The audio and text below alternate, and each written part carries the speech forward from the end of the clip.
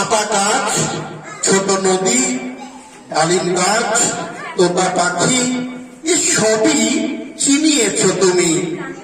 বাবা মায়ের বকাঝকা বা মন খারাপের দিনগুলিতে সেসব থেকে দূরে সরিয়ে তুমি আমায় নিয়ে গেছো সুদূর দীপান্তরের মাঠে। সত্য কথা বলতে শেখা শিশুরা তোমায় দাদু বলেই চেনে।